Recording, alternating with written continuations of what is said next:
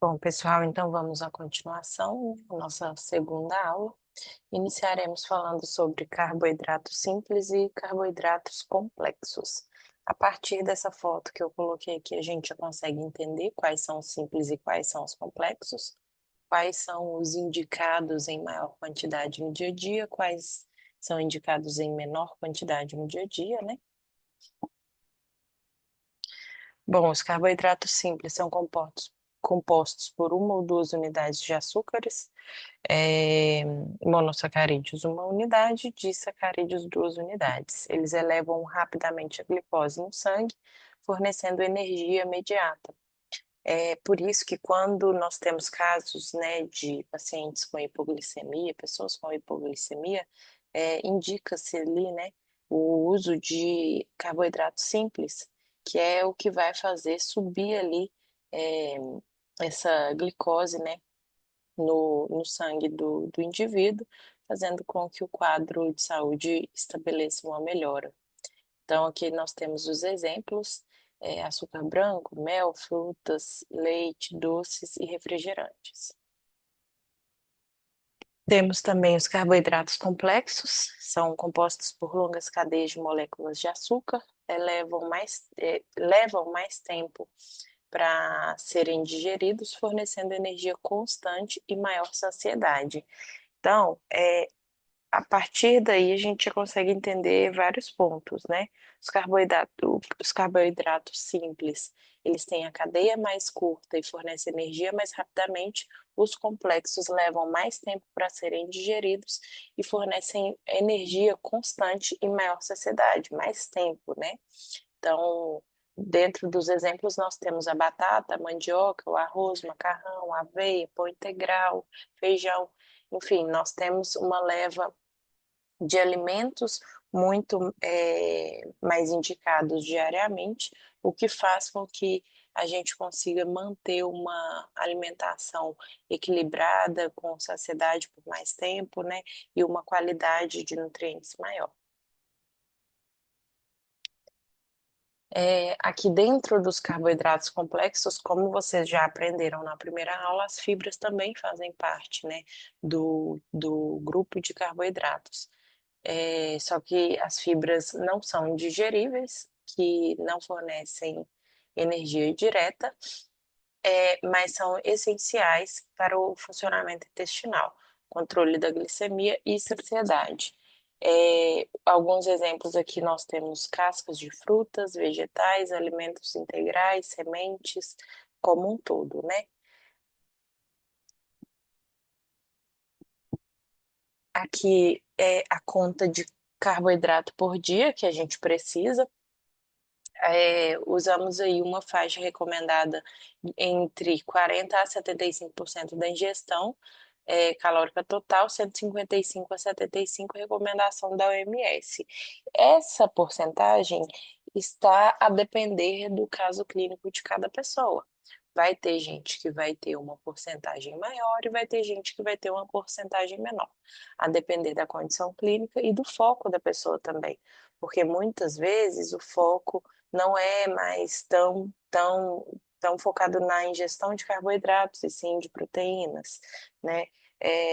Além do mais, nós temos aí também casos de diabéticos que têm que ter um controle maior em cima desses carboidratos, de forma geral, tanto simples quanto complexos. Então, essa conta, esse cálculo, nós fazemos de acordo com a individualidade de cada pessoa. Então, não tem como nós levarmos em conta apenas um valor, né? Por isso que nós colocamos de 40 a 75% ou de 55 a 75% recomendação da OMS. E aqui nós vamos entender também a necessidade proteica. A proteína dia que é recomendada é de 8 a 1,2 por quilo de peso corporal. Então, nós temos aí também algo que é tratado de acordo com a individualidade de cada pessoa.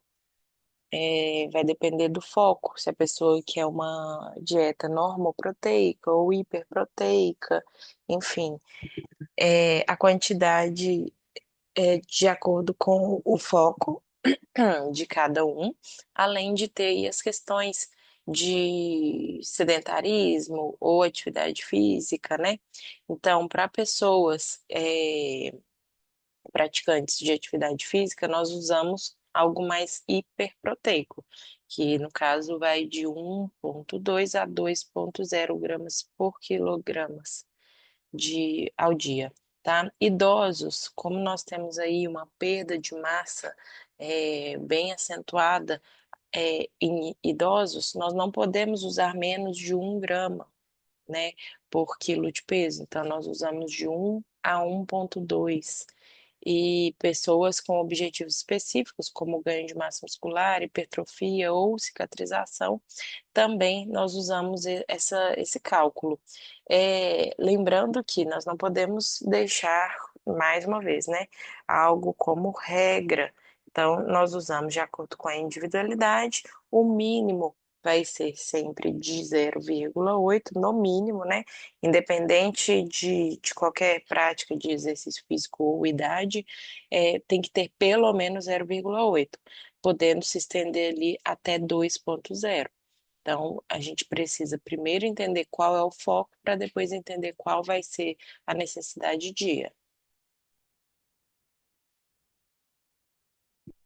Aqui temos os tipos de gorduras, só contextualizando, né? Elas são essenciais para absorver vitaminas lipossolúveis. Então, aí nós temos as vitaminas lipossolúveis, vitamina A, D, E e K. E a saciedade, as gorduras retardam a digestão, ajudando no controle do apetite. Então, isso faz com que a pessoa tenha uma sensação de saciedade maior, e isso dá um auxílio ali, né, no meio da nossa alimentação no dia a dia. Aqui nós entenderemos um pouco sobre os tipos de gordura. Aqui nós temos a gordura insaturada, mono e poliinsaturadas. Essa gordura ajuda a reduzir o colesterol, LDL, e promove a saúde cardiovascular. Onde nós podemos encontrar, né? Nos azeites e óleos vegetais, frutas e sementes e peixes. Aqui alguns exemplos de modo geral mesmo. Temos a gordura saturada, que deve ser consumida com moderação, pois em excesso pode aumentar o colesterol. Aí nós temos origem animal e origem vegetal. Temos as gorduras trans, que é uma gordura hidrogenada industrialmente, então ela é nociva à saúde, né? E encontrada em produtos processados. Na verdade, aqui eu coloquei processados, mas processados, ultraprocessados de modo geral, tá? Biscoito recheado, bolo industrializado, frituras, margarinas e sorvetes. Então, dentro desses três nichos de gordura, o principal que faz mal à saúde, nós temos aí a gordura trans. Insaturadas são de fontes melhores e saturadas meio termo. Aqui a necessidade de gordura por dia, as gorduras insaturadas, como eu disse, são melhores, né? Representam entre 20 a 35% das calorias diárias totais. Gordura saturada, nós precisamos limitar a menos de 10% do total do nosso dia. E as gorduras trans, evitar ao máximo, não superando 1% do total. Então, tudo que vem de alimentos ultraprocessados, né, que tem esse ganho ali de gordura trans, a gente deve evitar exatamente por tudo que já foi dito até o momento. Aqui vamos entrar na parte de micronutrientes, né? Falaremos um pouco sobre as vitaminas. A vitamina A, lembrando que eu vou falar aqui sobre as principais, tá? Então, não vamos falar sobre todas, vamos falar sobre as principais que são maiores, são encontradas em maior parte, né, do nosso dia a dia. A vitamina A, que é conhecida como retinol, é lipossolúvel, é essencial para a visão, saúde da pele, sistema imunológico e renovação celular, combatendo flacidez, linhas finas e acne. Sua eficiência causa cegueira noturna e sua deficiência causa cegueira noturna e olhos secos. O próprio nome já diz, né? Vitamina A, o nome dela científico é o retinol. Então, por isso está tão ligada à visão, né? Retina, retinol. Então, nós temos essa ligação ali, lembrando que ela é lipossolúvel, logo ela precisa da gordura para para ter um desempenho melhor ali no nosso organismo. Todas do complexo B, aqui, né? Então, nós temos B1, B2, B3, B5, B6, B7, B9 e B12. Elas são solúveis em água, então elas são hidrossolúveis, cruciais para o metabolismo energético, saúde do sistema nervoso e fortalecimento imunológico. Elas aumentam a disposição, melhoram o humor, a saúde da pele e dos cabelos, né? E a sua deficiência causa cansaço excessivo, comprometimento da memória, fraqueza muscular, entre outros. Eu acredito que todos aqui já tenham ouvido falar sobre a B12, né, em relação à nossa memória. Quando você vê uma pessoa muito fadigada, com perda de memória muito acentuada, todos os médicos falam, vamos fazer ali um exame para ver como está a B12, dependendo, vai lá e suplementa, né? Então, por isso, essa ligação ali. Aqui, quais são os componentes do complexo B? B1, tiamina, B2, riboflavina, B3, niacina, B5, ácido pantotênico, B6, piridoxina, B7, biotina, B9, ácido fólico e B12, cobalamina. Então, tem aí a função de cada um, né? Onde eles agem, como eles agem, de diferentes formas, por isso interferindo tanto assim em relação à nossa saúde, né? Por isso a gente precisa ter uma manutenção bem adequada quando se trata desse grupo de vitaminas. Aqui a vitamina C, uma das mais conhecidas, se não há mais, né? O ácido ascórbico é uma vitamina hidrossolúvel, logo entendemos que ela é solúvel em água e é com poder antioxidante que protege células contra radicais livres, essencial para a síntese de colágeno, imunidade e absorção de ferro. Então, é, quando nós falamos que ela é essencial para a imunidade, aqui a gente já consegue entender, né? Onde que a gente acha a vitamina C? Nos alimentos mais cítricos, né? E o que que desde muitos anos todas as pessoas falam quando você está com a imunidade baixa? Ai, come uma laranja, toma um suco natural de limão, de laranja, enfim. As pessoas de antigamente já tinham essa consciência mesmo que não tivessem esse estudo, né, em cima das vitaminas. E aqui também nós conseguimos entender a relação da vitamina C com ferro, né? Que o pessoal também faz muito suco de laranja com couve, porque a couve ela é rica em ferro, a laranja é rica em vitamina C. Logo, se você faz um suco de laranja com couve, por exemplo, nós estamos fazendo ali uma bomba de absorção de ferro, algo muito benéfico para a nossa saúde, porque ao mesmo tempo que você está ingerindo uma vitamina C ali, você ainda está facilitando que o ferro seja absorvido em maior quantidade ali no seu organismo, o ferro da couve. Aqui é a vitamina D. A vitamina D é um hormônio esteroide essencial produzido pelo corpo após a absorção, após a exposição solar, o VB, ou por dieta e suplementação, né? No caso, a gente vê muita suplementação de vitamina D a pessoas que não têm tanta exposição ao sol. É, a vitamina D também é vital para a absorção de cálcio, saúde óssea e o sistema imune e força muscular. Níveis baixos são comuns, exigindo a exposição solar segura ou suplementação de D3 para evitar deficiências. Então, assim como nós temos a vitamina C, que atua na melhora da absorção do ferro, nós temos também a vitamina D, que atua na melhor absorção do cálcio. Então, nós podemos ver ali sempre um trabalho em conjunto entre vitaminas e minerais. Aqui, vitaminas E e K, que são nutrientes lipossolúveis, logo são absorvidas em gordura, cruciais para a saúde. A vitamina E age como antioxidante protetor celular, enquanto a vitamina K é essencial para a coagulação sanguínea e a saúde óssea. A K1 previne sangramentos e a K2 auxilia na fixação de cálcio. Aqui as fontes das nossas principais vitaminas, né? Cenoura, batata doce, espinafre, a vitamina A, complexo B em cereais integrais, carnes, ovos e folhas verdes, vitamina C, frutas cítricas, laranja, limão, acerola, brócolis, vitamina D, exposição solar, peixes gordos e leite. Vitamina E, óleos vegetais, vegetais folhosos, K1, vegetais verdes, K2, alimentos fermentados e animais.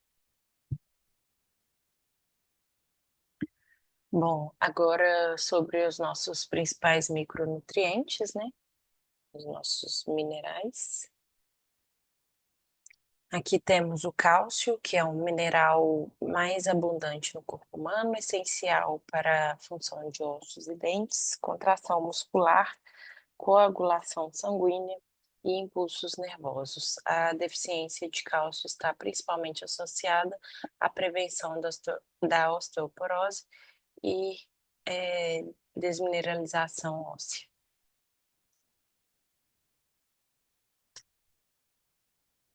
O ferro, que é um mineral essencial que atua principalmente no transporte de oxigênio através da hemoglobina, na produção de energia, no sistema imunológico e no desenvolvimento cognitivo.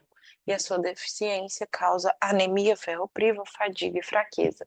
Por isso que quando nós temos aí pacientes, né, pessoas com uma baixa imunidade, além da baixa imunidade, uma fraqueza muito grande, uma fadiga muito grande, é indicado também a, a suplementação de ferritina. Temos o zinco e o magnésio. O zinco e o magnésio são minerais essenciais, cruciais para a imunidade, produção de hormônios, como a testosterona, relaxamento muscular e síntese proteica. Atuam na melhora do sono e na recuperação muscular. O magnésio atua no relaxamento e energia, enquanto o zinco foca no sistema imune e celular. Aqui o potássio, né? O potássio é um mineral essencial para um bom funcionamento do organismo. Ele atua no equilíbrio dos líquidos corporais, na contração muscular e na transmissão dos impulsos nervosos. Também é importante para a saúde do coração, ajudando a manter a pressão arterial adequada. Então, quando se vê que, né, principalmente essa questão da contração muscular, e na transmissão dos impulsos nervosos, a gente entende mais uma vez uma das indicações dos nossos antepassados, né, dos nossos pais, avós, enfim, porque mesmo sem ter o estudo, eles ainda assim tinham essa noção de que o potássio, de que uma banana, por exemplo, que é rica em potássio, faria bem caso você tivesse um quadro muito elevado ali de cãibras, né? Então, ai, deu cãibra, come uma banana. Daí que vem, né, essa ligação. Então, eles não estavam e não estão errados, né, quando falam para que você coma uma banana quando tiver muita cãibra. Aqui temos o sódio, que é um mineral importante para o equilíbrio dos líquidos do organismo e para o funcionamento dos músculos e dos nervos. Ele também participa da regulação da pressão arterial. No entanto, o consumo em excesso pode trazer riscos à saúde, como hipertensão. Então, o sódio, ele é um micronutriente ali muito conhecido, né? Pela, principalmente em relação a pacientes hipertensos, deve ser evitado, né? Porque como ele tem essa ação ali na regulação da pressão arterial, nós temos que tomar muito cuidado com o excesso da ingestão de sódio para que a pressão arterial não se eleve a ponto de ter um quadro hipertenso. Aqui as fontes de minerais, cálcio, ferro, zinco e magnésio. Então, nós temos desde alimentos de origem animal até alimentos de origem vegetal.